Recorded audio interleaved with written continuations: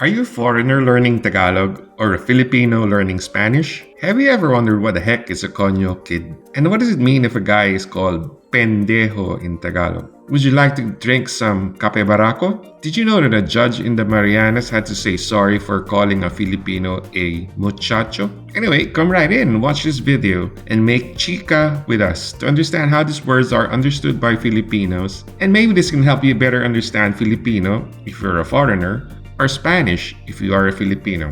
Ready? Let's start with Chika.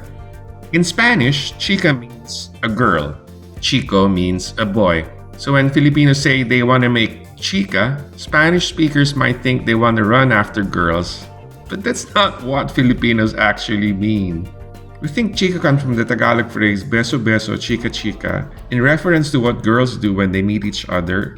As close friends, they will make beso, and beso is Spanish for kiss, and they'll do that on each other's cheeks. So with two kisses, one on each other's cheek, then the other, they're making beso beso. But there's no kiss actually, it's just actually cheek to cheek. And cheek to cheek when Filipinized becomes chika chika to match beso beso. So after the beso beso, chika chika, what do girls do? Well, they make small talk, or cuento in Spanish, and maybe exchange chismes in Spanish. So when Filipinos say magchikahan tayo, it actually means let's catch up with each other and maybe exchange news or gossip. So chika means to exchange cuento or chismes and not girl as it does in Spanish. Do remember that, especially for Spanish-speaking tourists visiting the Philippines. Muchacha. Like the word chica in Spanish, muchacha means a girl and a muchacho a boy. However, in the Philippines, muchacha is an achay or a maid. This is likely from the fact that in earlier times, teenagers, mostly girls, had to do menial work for well-to-do families to earn money or pay for the debt that their family had with these well-to-do families. So achay or muchacha came to mean maid for Filipinos. One might say that muchacha or muchacho is an anachronism as it shouldn't carry much weight anymore today, especially since Filipinos use the word maid or domestic helper nowadays. But think again, in the 2000s, a judge in Marianas had to say sorry to a Filipino for calling him a muchacho. So, watch out. Muchacha means something different for Filipinos. Barako. Okay, so what is barako? In contrast to muchacha or chica, barako in Tagalog means something male, maybe even something macho or strong.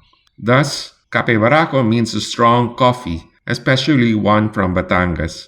So we Filipinos think it's a Tagalog word.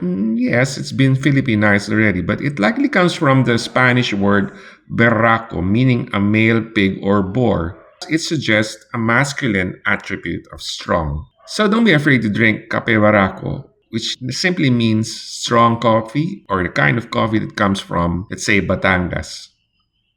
Pendeho. In Spanish, pendejo just means fool, and it does not necessarily always have a negative connotation across the Spanish-speaking world. In Argentina, for example, it may imply something silly or foolish, but not in the Philippines. Here, it means not just a fool, but somebody who's being fooled by his wife or girlfriend. So if the wife is sleeping around with other men, then the husband is called a pendejo. This can become a verb in Filipino, so pinendejo means being cheated on by the partner. So in the Philippines, pendejo by itself is already something of a vulgar word, but it has an extra connotation as earlier discussed, which is not true in other countries that speak Spanish. Here, it has a meaning of being cheated on. And we can still see that in newspapers as seen here. Konyo. Speaking about vulgar words, the Spanish word konyo is extremely vulgar, as it means the female genitalia or the feminine organ in Tagalog. However, one might hear from Filipinos just saying it aloud as if it were something so trifling like, wow, you're so konyo naman. So what happened? We have to remember that Filipinos in the olden days used to speak Spanish more extensively, and the word coño was and still is a common swear word even nowadays in Spanish-speaking countries, no differently from in the Philippines, in the same way the word puta is. However, as fewer and fewer Filipinos spoke Spanish through time, Konyo lost its sense of vulgarity, especially since only Spanish-speaking Filipinos use the word. And here's the rub. Since eventually only Spanish speakers said the word Konyo, it came to mean somebody who spoke Spanish. Thus, a Konyo kid was somebody who spoke Spanish, and this implied being different, perhaps being upper class as a stereotype.